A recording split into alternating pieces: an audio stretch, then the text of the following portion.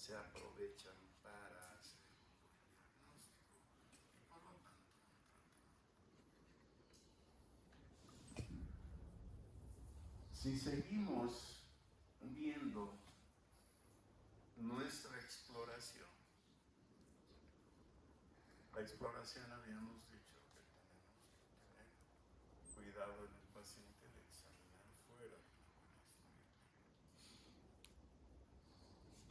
¿Qué va a poder hacer con el primer sonido en la estenosis ahora? Como los componentes son estos, valvulares, auriculoventriculares, no va a pasar nada. Pero en este momento de mi exploración tengo que llevar en consideración de que al palpar el tórax, el ictus cordis está sobre la línea medio clavicular en igual. Ese paciente constante y no se ha desplazado. ¿Cuándo se va a desplazar? Cuando se dilate.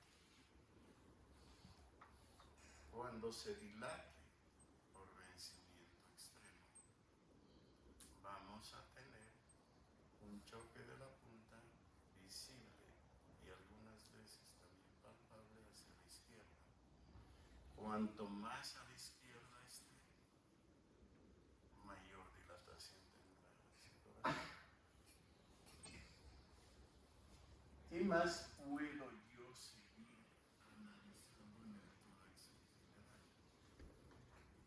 Que si el paciente tiene esa sensación vibratoria en el tórax, lo va a tener porque la estenosis va a producir frémito. Entonces, si produce frémito, ¿hacia dónde se va a dirigir? A los vasos del cuello. Su epicentro será en el foco aórtico, pero voy a palpar en la carótida también un frémito. Quiere decir que hemos dado parte del diagnóstico sobre la patología. ¿Qué más debemos hacer? Pues los signos vitales que hemos dicho. Si yo tengo una estenosis, ¿cuál será la presión arterial que registre clásicamente?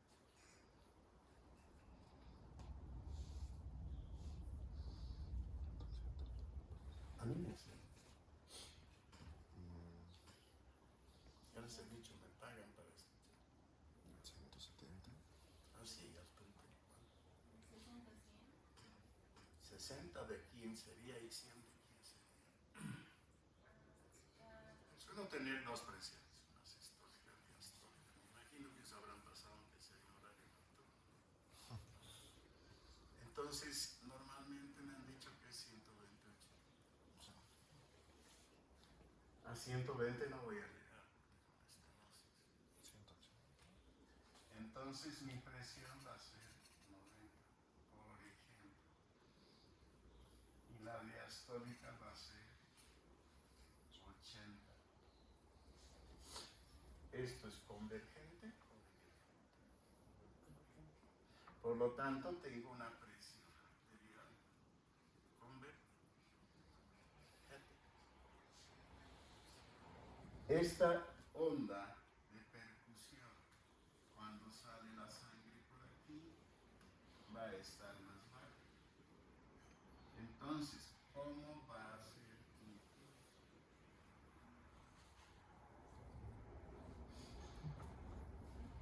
Disminuido,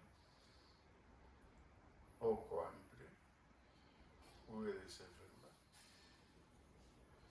Se llama pulso análogo, porque a la palpación siento la vibración en el momento Por lo tanto, con esos eventos más, estoy sumando datos para mi diagnóstico de estenosis aórtica. Si yo ausculto, voy a tener aquí un soplo que irá aumentando y disminuyendo progresivamente hasta el segundo sonido. ¿Por qué? Este foco aórtico me va a reflejar un soplo romboidal.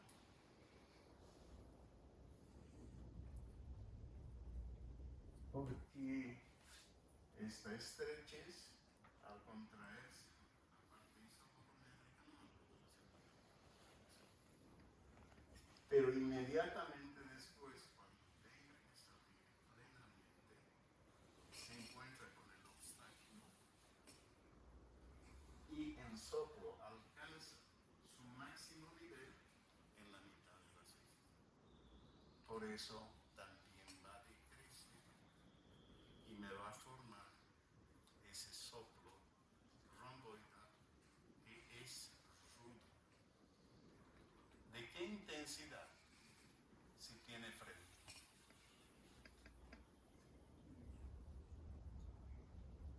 ¿Cuánto se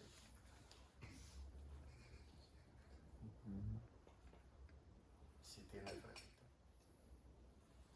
Hemos hablado el otro día. Será un 3 sobre 4 o un 4 sobre 0. El fremito es lo que determina el ascenso a grado 3 o a grado 4. Por lo tanto, esta es la parte esencial del diagnóstico también en la auscultación. ¿Cómo va a estar la diástole? Pues puede tener estos sonidos aórticos disminuidos.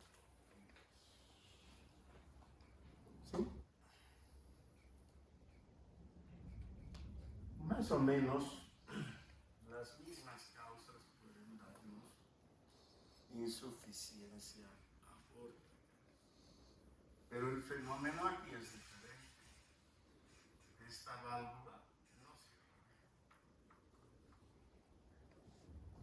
Si la válvula no cierra bien,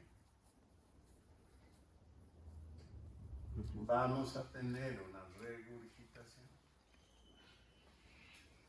hacia el ventrículo izquierdo. ¿Cuánto manejaba de presión? 125. La otra. 180. Pero no va a parar en 80. No hay un doble.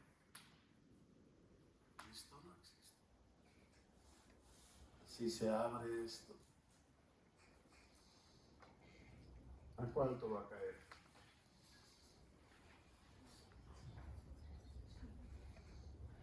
¿Cuánto de presión? 5. Está manejando la telediastólica del ventrículo. 5. Por lo tanto, en la insuficiencia aórtica,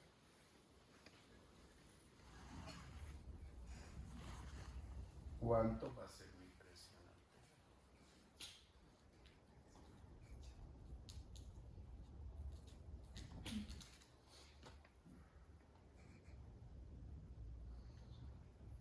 Otra vez.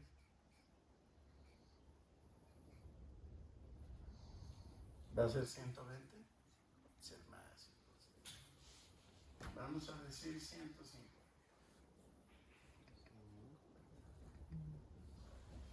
¿Y la diastólica cuál?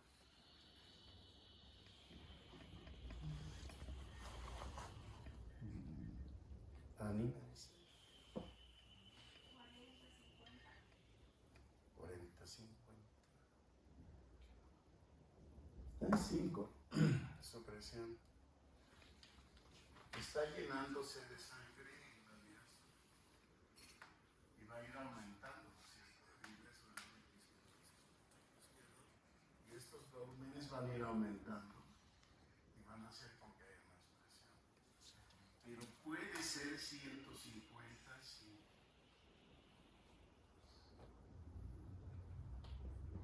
¿Es convergente o divergente? Divergente. Es divergente. ¿Y cómo ha caído desde 155? Succionó totalmente el ventrículo izquierdo porque tiene presión. ¿Cómo estará el pulso?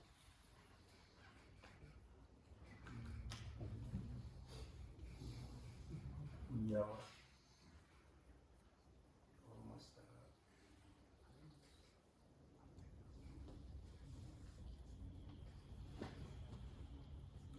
Le llaman el martillo de agua.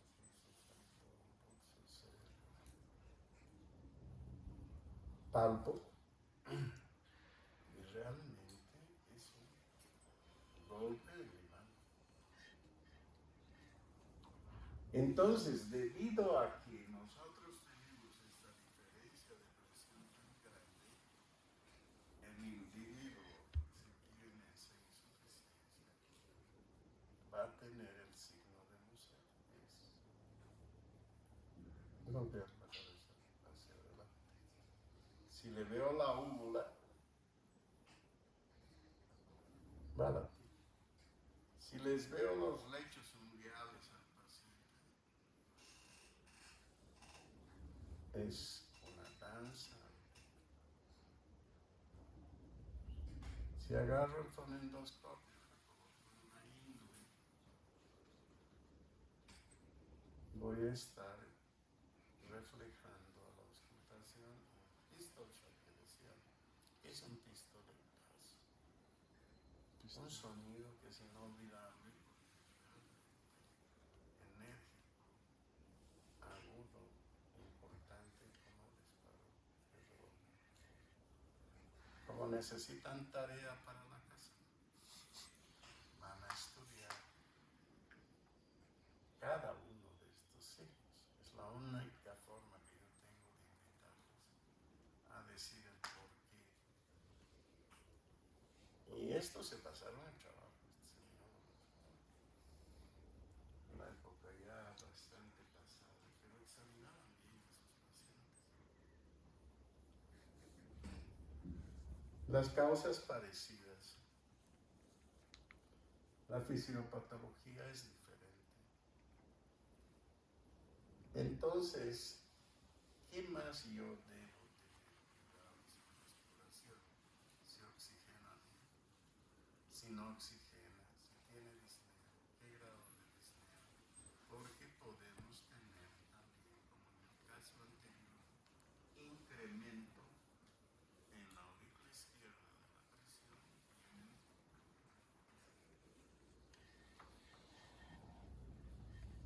si esta presión incrementa, algo está pasando en el ventrículo izquierdo. Entonces, lo primero que hace el ventrículo izquierdo es agrandarse para contener mayor cantidad de sangre y emitir en el próximo latido ese restante que tiene. Por lo tanto, se va dilatando. Si yo inspecciono el tórax del paciente, el choque de la punta va a estar desplazado hacia la izquierda.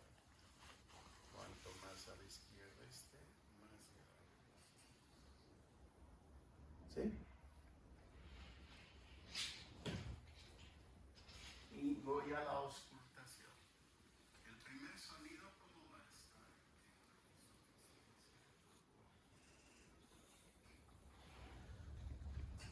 No pasa nada. La sístole va a estar.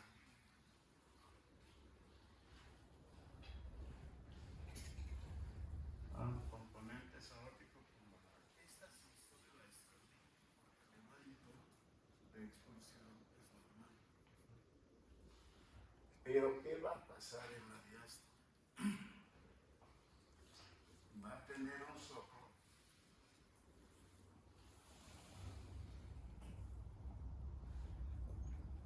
en decrescendo aspirativo. ¿Por qué decrece? Porque se va llenando de sangre. Entonces regurgita menos. Al final de ese periodo, pues las presiones ya no son tan bajas como al principio. Eso soplo es aspirativo. ¿Dónde se lo va a escuchar mejor? En el futuro. ¿Y su irradiación dónde va a ser? Hacia la punta. Quiere decir que esa irradiación también es importante para que yo determine, porque el anterior proceso era así. ¿Sí? Puede aparecer un tercer sonido, porque aquí ese ventrículo izquierdo está muy dilatado y lo que yo tengo es un sonido por falta apropiada de su portabilidad. Tiene esa distensión. ¿Alguna pregunta hasta aquí? ¿Está claro? Más o menos. Pues si pasamos a otra patología como la insuficiencia mitral, las causas son más o menos las mismas. Aquí podríamos meter la parte congénita, que la válvula es bicúspide, que también podemos tener alteraciones en algunas patologías autoinmunes y el prolapso de la válvula. ¿Qué es el prolapso de la válvula mitral? Que esta válvula cuando se cierra va a prolapsar hacia el interior de la aurícula izquierda. Si yo tengo una patología de insuficiencia mitral, ¿qué está sucediendo? Que la sangre está retornando hacia la aurícula izquierda. Por lo tanto, los eventos van a ser sistólicos. Examinaremos al paciente. ¿Por qué motivos el paciente con insuficiencia mitral va a venir a la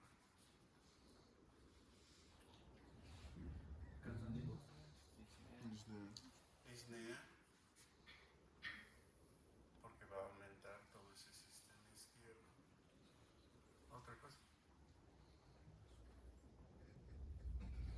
Si yo tengo una patología crónica, esto de tener sangre permanentemente en excedente en la aurícula izquierda, ¿qué le va a hacer a la aurícula izquierda? Va a ir dilatando, porque contiene más volumen. Todo lo que va a contener más volumen es dilatación. Mayor contracción.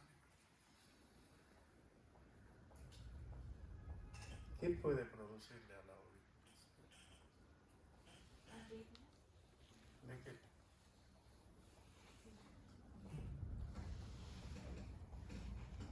Si yo dilato cada vez más,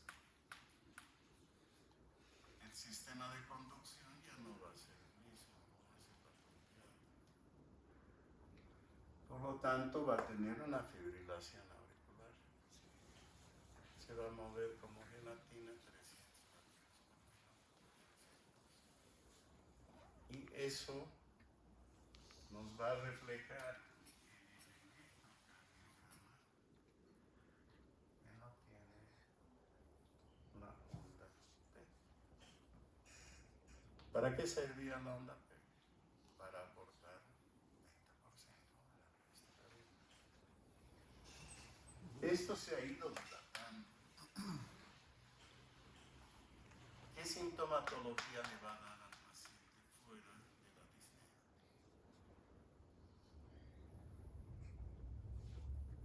Voy a tener la voz bitonal por compresión del nervio que está posterior.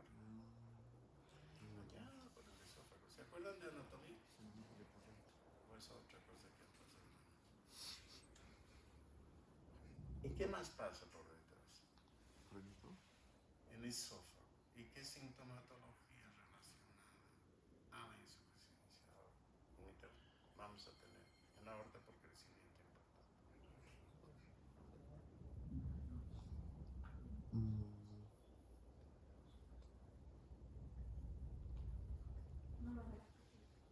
¿Qué vamos a tener, señor?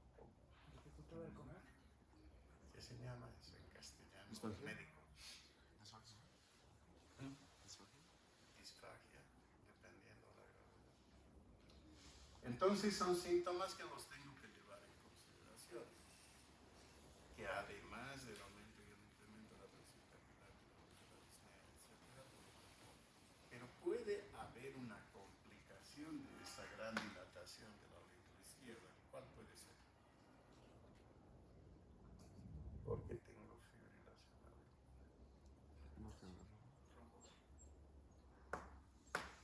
Puedo formar un trombo,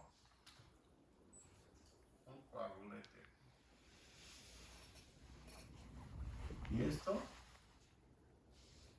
porque como es un asentamiento de la fibrilación, no tiene la dinámica de circulación. Y en los elementos de la coagulación van a ser que se reúnan las plaquetas de las anexas y nos den un trombo. ¿Y qué va a pasar con el trombo? Va a crecer, crecer. Y puede desarrollar un émbolo. ¿Qué produce el émbolo?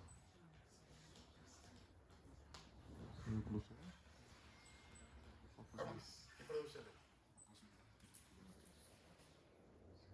Dios sabe en qué lugar.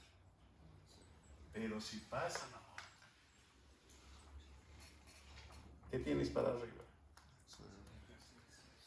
Millones de lugares.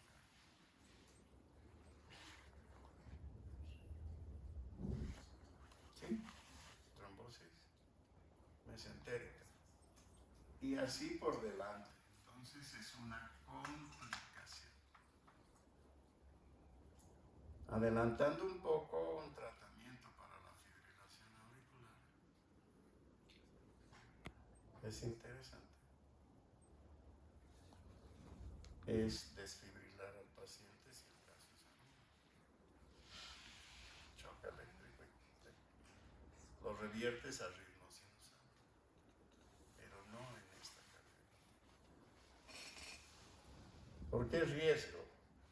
Si le das un zapatazo a este coágulo, vas a hacer robar miles de émbolos a la economía. Y no vas a tener un embolismo, vas a tener múltiples embolismos, porque sí te hace con que, como no estaba anticoagulado el paciente, por eso se anticoagula en estos pacientes, vas a tener serias complicaciones. La historia está llena de insatisfacciones. Bueno, examinaremos a nuestro paciente.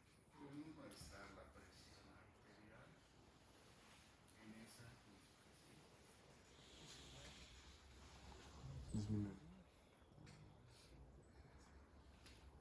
Como se va un poco del gasto a este lado. Puede ser que la presión esté dependiendo cada vez si es mayor. El pulso puede estar disminuido también. ¿Qué más podemos tener? La saturación. Sí, porque puede tener una gran hipertensión pulmonar. O sea, estoy hablando de capilar pulmonar. Y si esa presión capilar pulmonar permanece a lo largo del tiempo, ¿qué va a producir? ¿Qué va a producir si yo tengo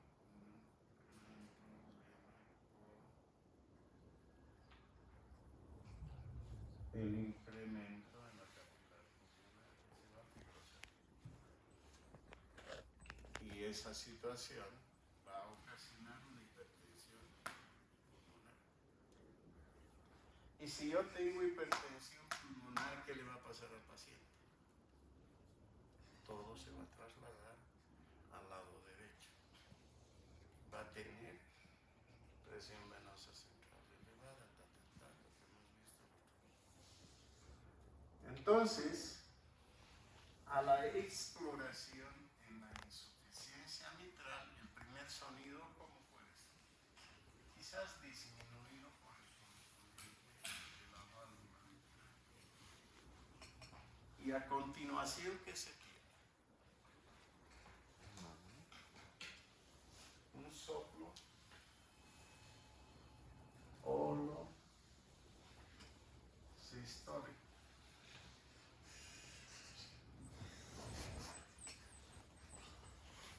Holo sistólico. ¿Por qué ocupa toda la sístole? Porque esta válvula está abierta desde el principio. Por lo tanto, se contrae aquí y la sangre inmediatamente va a la. Por lo tanto, yo voy a tener un soplo holo sistólico. ¿De qué intensidad y dónde? Voy a tener en el foco mitral el epicentro. ¿Y hacia dónde va a irradiar? Hacia la axila. Entonces, esta irradiación clásica hacia la axila me ayuda a diferenciar los otros patologías.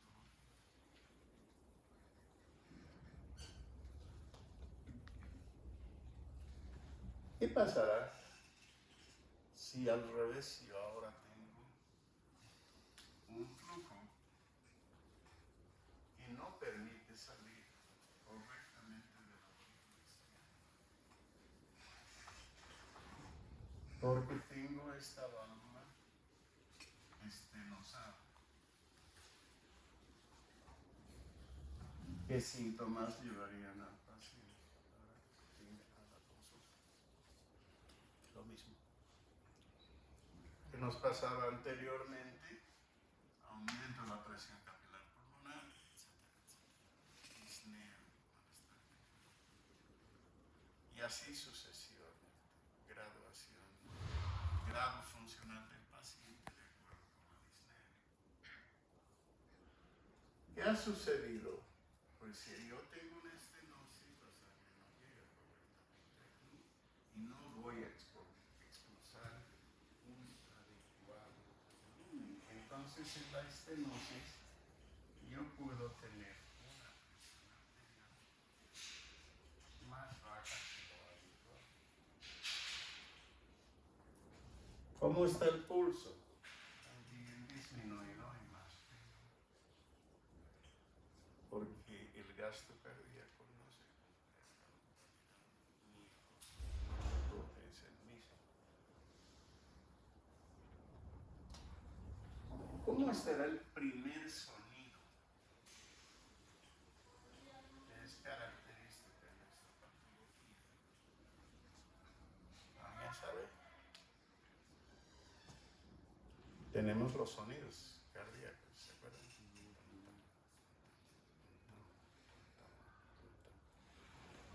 Este primer sonido va a estar incrementado. ¿Por qué? Porque esta válvula, si es aún flexible, para cerrarse, va a producir un sonido mayor. Por lo tanto, el primer sonido es brillante. ¿Cómo va a estar la sístole?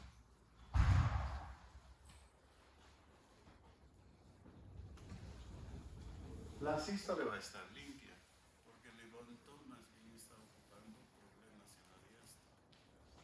¿Qué tenemos después del segundo sonido?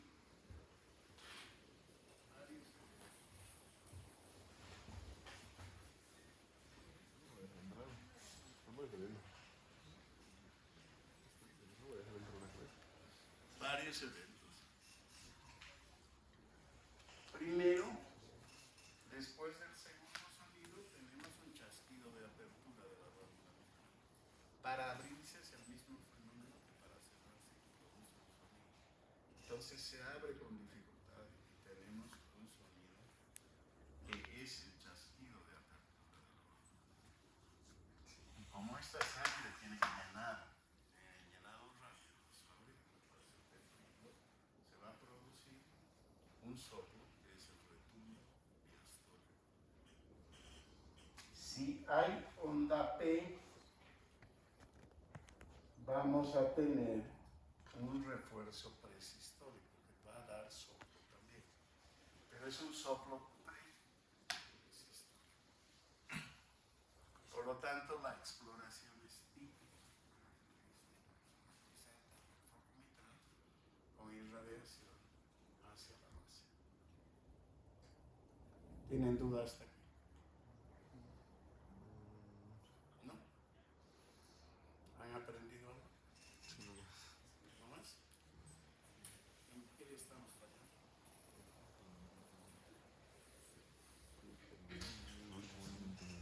¿Cómo voy a diagnosticar esto? Todas estas patologías Vamos a contar. primero, escuchando al paciente, haciendo una buena historia clínica. Si tenemos antecedentes de fiebre hemorrágica,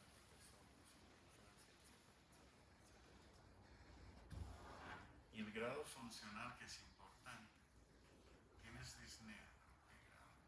Disnea tienes. Si yo voy clasificando todo eso, puedo llegar a hacer una buena exploración física. Entonces, que lleve en consideración el tórax anterior. Los pulmones son muy importantes también, al igual que el cuello, porque los pulmones me van a revelar el incremento de la presión capilar pulmonar, porque tendré crepitantes en las bases. Y eso sí que es importante. ¿Cómo puedo apoyarme en los métodos complementarios de diagnóstico? Una radiografía de tórax, lo convencional posterior-anterior y lateral. Antes se les pedía a los pacientes que tenían estas patologías tragar bario. ¿Para qué? Bueno, angiografía. ¿Ah? Angiografía. No entendí. ¿Para qué? ¿Para que haga contraste? No cabe duda alguna. ¿Por qué? Trague. Para lograr ver si hay una obstrucción. ¿Qué dijimos del esófago? Entonces yo puedo ver si le doy a este esófago una sustancia que me permita dibujar la aurícula izquierda, porque está dislocado. ¿Qué es el índice de cardiotoracia? Creo que es como lo que se mide en la radiografía. Se ve en la radiografía. Entonces es muy útil porque yo, a partir de esa dimensión que tengo de relación, que es un índice, ¿verdad? Lo voy a tomar entre el cuerpo del corazón y el tórax entero. Vamos a hacer matemáticas. Yo tengo aquí el tórax entero que mide 21 centímetros. ¿Listo? Y tengo mi corazón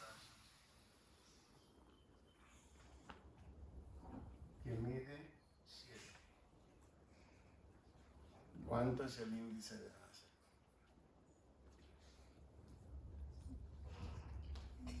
Graba.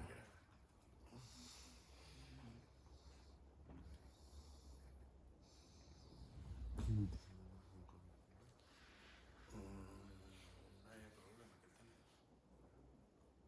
Tengo 21 de ancho. Y 7 de ancho. En centímetros de mi corazón. ¿Cuánto es el índice de masa corporal? ¿Índice de masa corporal? No. Índice cardíaco. Por ahí. 21 entre 7. Pero es en por ciento. 30%. Ocupa el corazón del ancho del tórax. ¿Y cuánto es lo normal? Que no ocupe más del 50%. Si ocupa 51%, ya tiene cardio legal. ¿Comprendido? Sí. Si conseguimos esto, dense por satisfechos. Han ganado su día. Y si comprendieron todo el resto, hay dos razones por no comprender. Uno, que yo me haya explicado, ¿no? El otro ya no sé. ¿No? Segundo método complementario de diagnóstico que utilizaríamos. ¿Quién me va a mostrar en cada una de estas patologías? En la estenosis aórtica me va a mostrar la hipertrofia del ventrículo izquierdo. Si está en ritmo sinusal o no está en ritmo sinusal. La hipertrofia del ventrículo izquierdo clásicamente se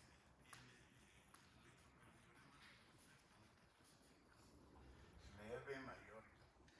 Si nosotros tenemos una insuficiencia aórtica importante, vamos a tener datos electrocardiográficos de sobrecarga ventricular izquierda. Si nosotros tenemos una estenosis mitral muy importante, vamos a tener alteraciones de la onda B con crecimiento, etcétera, etcétera.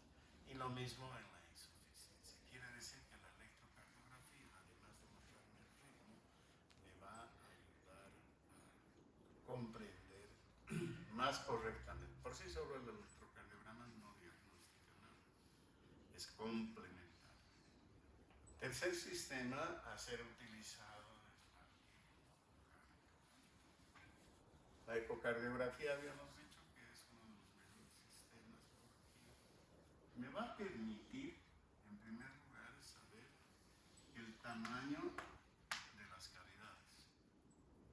Me va a permitir, de acuerdo con el Doppler, saber la cantidad de reflujo. Me va a permitir saber el tamaño de la aurícula izquierda, ventrículo izquierdo. Me va a permitir saber los gradientes que hay entre las partes transvalvulares y me va a decir el funcionamiento, la fracción de eyección que funciona con este corazón. Si está deteriorado, tiene menos del 20%, se va a quedar en el teórico. Entonces tendría que ir a estudiar métodos complementarios de diagnóstico. La resonancia magnética y el cateterismo cardíaco. El cateterismo cardíaco se utiliza particularmente para hacer cirugías a cielo abierto que dicen, por ejemplo, sobre la válvula aórtica. Personas mayores, y yo no puedo intervenirlos quirúrgicamente si no sé cómo está el árbol coronario. Por lo tanto, habría que hacer una coronariografía.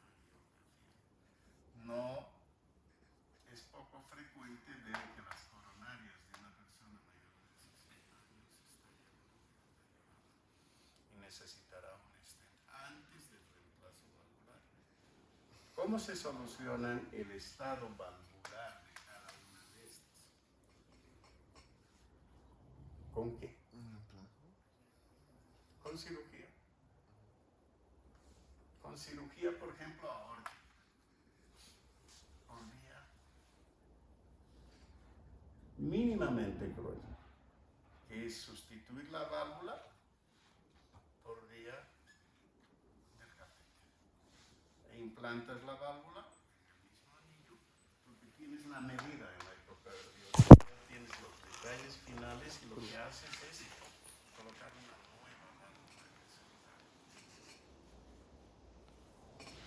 Algo que es muy interesante, por ejemplo, es el hacer una dilatación de la válvula.